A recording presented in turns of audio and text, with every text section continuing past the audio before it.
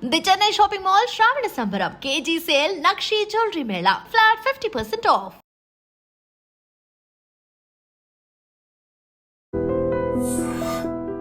Hi hello నమస్తే welcome to iDream media. నేను మీ శ్రావ్య. రీసెంట్గా చాలా ఇష్యూస్ జరుగుతున్నాయి. జియో పొలిటికల్ ఇష్యూస్ వల్ల అసలు మన మార్కెట్ ఎలా దెబ్బతింటుందా లేకపోతే ముందు స్థాయికి వెళ్తుందా ఏంటి ఇలాంటి విషయాలని మాట్లాడడానికి మనతో పాటే ఉన్నారు certified financial planner Subhash Babu గారు. నమస్తే సార్. నమస్తే. ఎలా ఉన్నారు?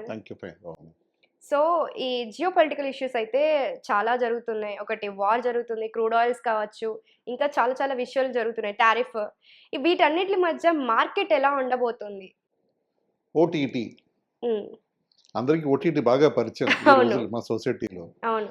నా ఉద్దేశం ఓటీటీ అంటే oil, tariff and Trump. Okay.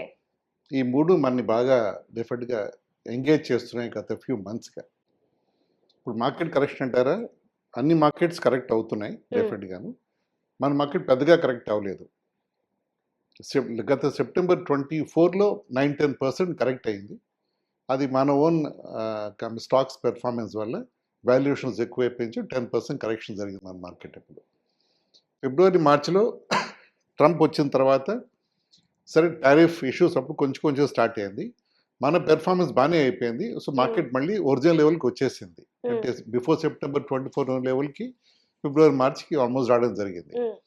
సరే టారిఫ్ ఇష్యూ స్టార్ట్ అయింది. దాంతో కొంచెం మార్కెట్ కొంచెం రియాక్షన్ స్టార్ట్ అయింది. అంతేకాని పెద్దగా మార్కెట్ కరెక్షన్ జరగలేదు. దాంతో రెండు విధాలు చూడవచ్చు దాన్ని మనం. ఒకటి ఏమిటంటే మనకి ఈ టారిఫ్స్ మీద మన మార్కెట్స్ ఎక్కువ ఇంపార్టెన్స్ ఇవ్వట్లేదు అని. ఇంకోటి ట్రంప్ పాలసీస్ మీద కూడా మనం అంత లాంగ్ టర్మ్గా ఇంపాక్ట్ ఉండదు అని అనుకోవచ్చు. ట్రంప్ మన మీద ఒక కక్ష సాధింపు లాగా ప్రవర్తిస్తున్నాడు అనుకోవచ్చు. ఎందుకంటే ఒక 25% మన మీద వేయడం, ఇంకా పెంచుతానడం, పెనాల్టీ కూడా వేస్తానడము, ఏదో ఒక కక్ష సాధింపు లాగా జరుగుతుంది అనిపిస్తుంది. అది వేరే టాపిక్. అది ప్రస్తుతానికి వస్తే మాత్రం టారిఫ్ ఇష్యూకి వస్తే మాత్రం మనం సరే అతను 25% అన్నాడు, మార్కెట్ కొంచెం కరెక్ట్ అయింది.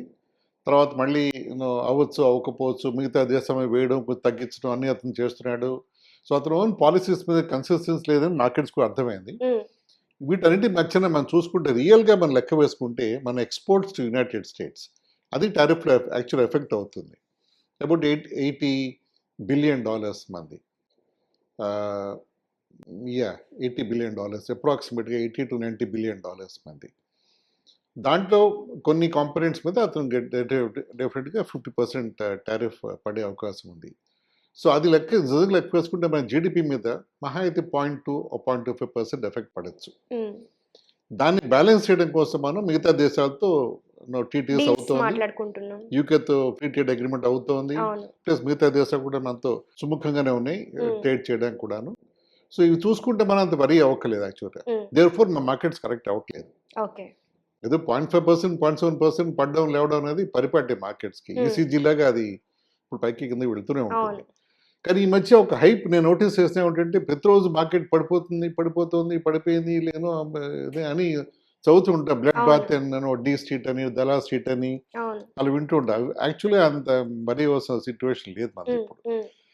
ప్లస్ మన ప్రైమ్ మినిస్టర్ అనౌన్స్ చేసినట్టు మన ఓన్ కన్సంప్షన్ అనేది స్ట్రాంగ్గా ఉంది మనది.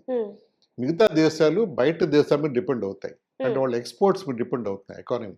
ముఖ్యంగా జపాన్ లాంటి దేశాలు, జపాన్ ఎకానమీ మొత్తం కూడా ఎక్స్పోర్ట్స్ మీదే. చిన్న దేశం, చిన్న పాపులేషన్ వాళ్ళది. వాళ్ళ కన్జంప్షన్ పెద్దగా ఉండదు compare to other large nations. వాళ్ళ ఎకానమీ అంతా dependent on exports to various countries in the world, including US, China, తర్వాత ఇండియా, రష్యా, బ్రెజిల్, మొత్తం ప్రపంచం మొత్తం వాళ్ళ కార్స్ కానీ ఇవన్నీ వాళ్ళ ఎలక్ట్రానిక్ గుడ్స్ వాళ్ళ అన్నీ కూడా ఎక్స్పోర్ట్స్ మీద వాళ్ళు ఎప్పటి నుంచో డికేడ్స్ నుంచి వాళ్ళు ఎక్స్పోర్ట్స్ మీదే ఉన్నారు వాళ్ళు. సో అలాంటి దేశాలకి టారిఫ్ చాలా ఇంపార్టెంట్. వాళ్ళు ఎలాగో వాళ్ళు మాట్లాడుకుని ట్రంప్తో వాళ్ళకి ఇబ్బంది అయినా సరే వాళ్ళు ఒప్పుకొని వాళ్ళు టారిఫ్ హిట్ తీసుకుంటున్నారు. జపాన్ వాళ్ళ మీద టారిఫ్ వేసింది ఏమిటంటే అమెరికన్ గూడ్స్ జపాన్లో వాళ్ళకి టారిఫ్ ఉండదు, డ్యూటీ ఫ్రీగా ఉంటాయి జపాన్లో. జపాన్ గూడ్స్ అమెరికా వెళ్తే దాదాపు 25-30% టారిఫ్ కట్టాలి. అంటే అంత నెగిటివ్గా ఉన్నా కూడా వాళ్ళు ఒప్పుకుని దాన్ని బిజినెస్ చేస్తున్నారు అంటే అర్థం ఏంటంటే వాళ్ళ డిపెండెన్స్ చాలా ఎక్కువ ఉంది వాళ్ళ ఎక్స్పోర్ట్స్ మీద. ప్లస్ వాళ్ళ ఎకానమీ కూడా యావరేజ్గా మూవ్ అవుతుంది. వాళ్ళ ఎకానమీ వర్చువల్ కాంట్రాక్ట్ అయిపోతుంది వాళ్ళది. వాళ్ళు అంటే ప్రస్తుతం వాళ్ళు 5th or 6th largest economy in the world వాళ్ళు. మనం Hmm. 4th లో ఉన్నాం మనం. అలాంటిది సో మన ఇండియాకి అంత సిట్యుయేషన్ లేదు. మన ఓన్ కన్సంప్షన్ 140 కోట్ల కన్సంప్షన్ మన ఓన్ పాపులేషన్ మీద డిపెండెన్స్ ఉన్నప్పుడు అంత మన వరి అవ్వకలేదు. Hmm. కానీ మన ఎక్స్పోర్ట్స్ అవసరమే. మన టెక్నాలజీ బయట దేశాలు మనం ఎక్స్పోర్ట్ చేయాలి, అక్కడి నుంచి ఇంపోర్ట్ చేసుకోవాలి. వీటన్నింటి మధ్యలో ఇంకోటి మనం గమనించాల్సిన పాయింట్ ఏమంటే మన ఎన్ఆర్ఐస్, నాన్ రెసిడెంట్ ఇండియన్స్ దాదాపు 4 కోట్ల మంది ఉన్నారు అన్ని దేశాల్లో. మెజారిటీ యూఎస్లో ఉంటారు, గల్ఫ్లో ఉంటారు. మెజారిటీ 90% వాళ్ళు పంపే రెమిటెన్సెస్ అంటాం కదా, వాళ్ళు ఎవ్రీ మంత్ వాళ్ళ ఇజ్జతుల నుంచి ఇంటికి పంపడం రెమిటెన్సెస్ అంటాం. అవును.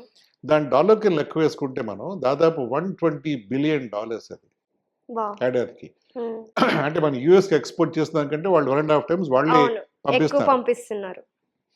సో అంటే వాళ్ళు చాలా ఇంపార్టెంట్ పార్ట్ మనకి. Hmm. కానీ ఈ టారిఫ్ ఇష్యూస్లో ఈ జియో పొలిటికల్ గొడవల్లో అది కూడా కొంచెం ఎఫెక్ట్ అవ్వచ్చు. అవును. ఇంకో యూఎస్ గవర్నమెంట్ వాళ్ళు రెమిటెన్సెస్ ట్యాక్స్ వేస్తామని వాళ్ళు డిసైడ్ అవును. అయ్యారు. అది వేస్తే రెమిటెన్స్ వాల్యూ తగ్గుతుంది. ఆ Hmm. 120 కాస్త $100 బిలియన్ అయిపోతుందేమో కూడా, ఐ డోంట్ నో, Hmm. అవ్వచ్చు.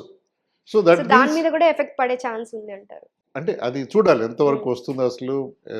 నిజంగా రోల్అవుట్ అవుతుందా, ఎంతవరకు అవుతుంది, టైం ఇచ్చినట్టున్నాడు. ఐ థింక్ January 1 ఎప్పటి నుంచో టైం ఇచ్చినట్టున్నాడు. ఈ మధ్యలో దే డూ మ్యాక్సిమం రెమిటెన్స్ కూడా అవ్వచ్చు కూడా అది. Hmm. ఇవన్నీ కూడా ఇప్పుడు ఉంటాయి. మనం ఏదో వచ్చేసి భయపడిపోకలేదు. దానికి ఏదో డెఫినెట్గా plan B, plan C, backup plans మనం తయారు చేసుకుని మనం మూవ్ అయిపోతూ ఉంటాం. అది ఇష్యూ కాదు. సో ఇంకోటి ఫారిన్ పోర్ట్ఫోలియో ఇన్వెస్టర్స్ ఉంటాయి, ఎఫ్పిఏస్ అంటాం దాన్ని మనం.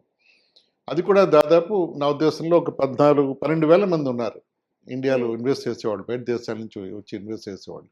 వాళ్ళు ప్రతి మంత్ ప్రతి ఏడాది వాళ్ళు ఇన్వెస్ట్ చేయడం, తీయడం, కొంచెం తగ్గించి ఎక్కించి చేస్తుంటారు వాళ్ళు. అది వాళ్ళ బిజినెస్, అది వాళ్ళ లైవ్లీహుడ్ వాళ్ళది, ఆ Hmm. ఇన్వెస్టర్స్ది.